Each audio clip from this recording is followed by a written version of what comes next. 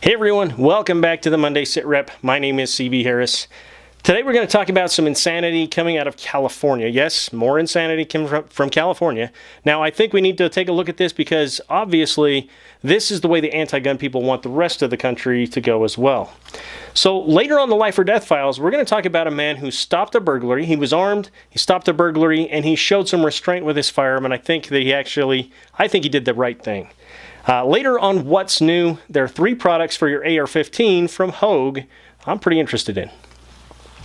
Okay, so insanity coming out of California. There's a couple of bills that were introduced. Assembly Bill 1664, 1673, 1674, and 1695, as well as 2607. So what are these? These are some anti-gun type of legislation that's happening in California. Obviously, this is the way that the rest of the country could go. We're hoping it doesn't happen, but the anti-gun people definitely want us to follow suit. You can see the step-by-step process that is happening in California, those rights degrading, those rights being taken away, and absolutely infringed, okay? So, Assembly Bill 1664 basically changes the definition of a removable magazine to include anything that is removable with tools. So if you can remove it with tools, basically what they want you to have to do is to remove that magazine, you got to completely disassemble the rifle. That's the only way that you should be able to actually remove a magazine according to this bill. If you don't, then it would classify it as an assault weapon. And in California, that comes with a bunch of other issues and problems, not being able to sell it, not being able to leave it to family members, things like that. So, definitely, this is ridiculous too. Now, it's one of these rules that California likes to do that makes them feel better, makes them feel like they're doing something, and they absolutely don't know what they're talking about. They already implemented a law requiring the bullet button, a 2-step process to remove magazines from a semi-automatic rifle, and it didn't do anything. It didn't do anything other than give them more fodder, because then you've got supposed experts going on TV claiming that this bullet button was designed by manufacturers allowing a gun to go fully auto. Absolute ridiculousness. Completely ridiculous. It's just insanity coming out of California here. So, Assembly Bill 1673 changes the definition of a firearm to include any unfinished frame that could be converted. So they're talking about 80% here. So they're talking about an 80% lower receiver being a firearm. It's a chunk of aluminum, okay? It may as well be a paperweight. Yes, it can be made into a firearm, but a chunk of aluminum could be as well. A solid chunk could be turned into a firearm as well. So it's just absolutely insanity going on there. So let's talk about Assembly Bill 1674. This would restrict the number of firearms that a person could purchase in a 30-day period. So let me ask you this. Do you think a criminal really cares about this law? Is he going to be like, oh, you know what? I probably shouldn't have a stolen handgun. I probably shouldn't pick another one of those up until I wait 30 days. No, he doesn't care. He's a criminal. Again, these bills don't do anything. If these get introduced into law, it will do nothing to fight crime. And it's not designed to, if you ask me. If you ask me, it's not designed to do anything for crime, because gun crime fits their agenda. The more gun crime there is, the easier it is for them to take away our rights. And so why would they want that? Why would they want it to drop off? They won't want crime to drop off. They want it to stay right where it is so that they can just take away and eat away and chip away more and more at our Second Amendment rights. So, Assembly Bill 1695, this requires the Attorney General to send a notice to each individual who has applied to purchase a firearm, informing him of the laws relating to firearms, gun trafficking, and safe storage. So basically, the Attorney General has to send a letter out to everybody who applies for a firearms permit or to purchase a firearm, explaining to them what they should do and what their responsibilities are. So let me ask you, do you think the Attorney General has time to do this? Because I don't think he does.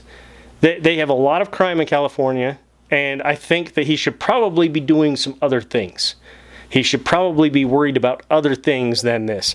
absolutely a waste of time, waste of money as far as the government in California goes. And trust me, they don't have the money to spend on this. Okay, Assembly Bill 2607.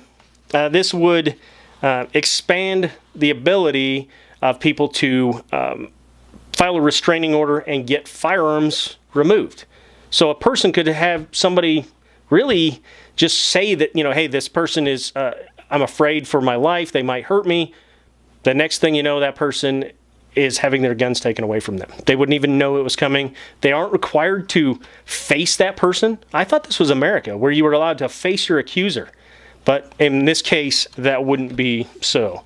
So absolutely just insanity.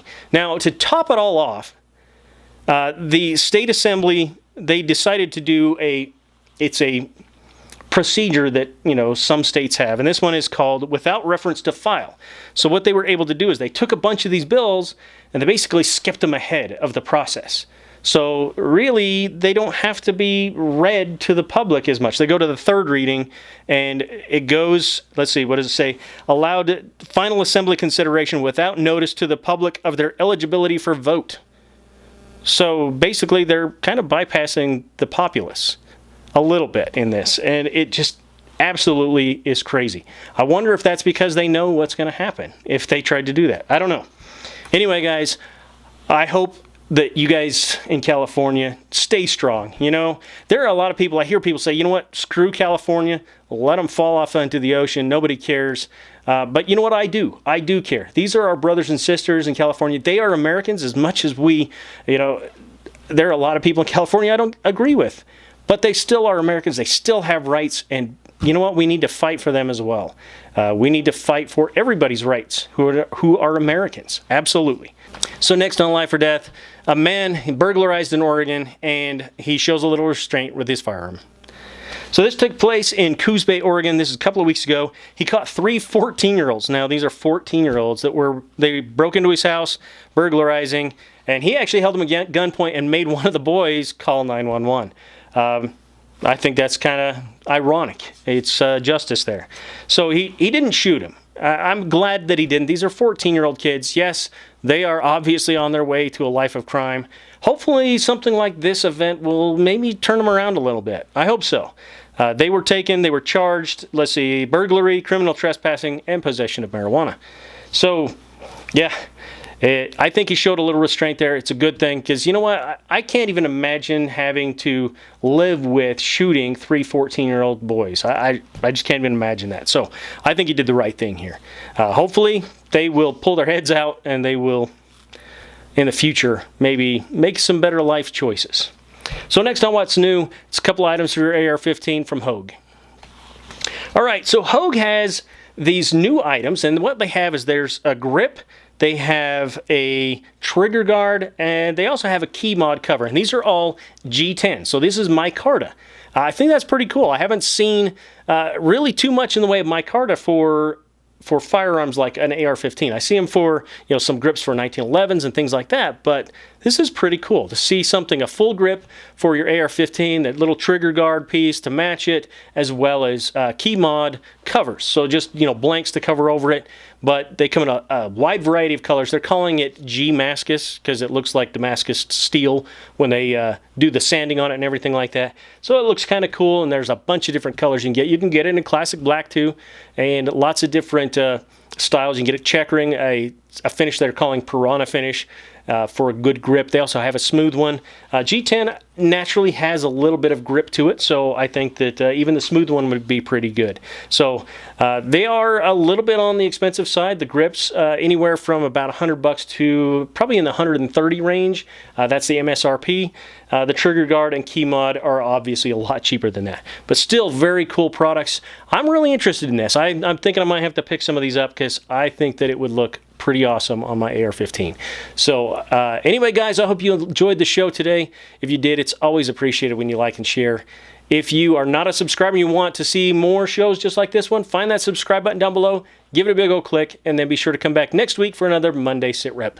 Remember that your mind, that is your most important tool, especially in a self-defense situation, and it's always important to be armed with information. Until next time, take care and be safe.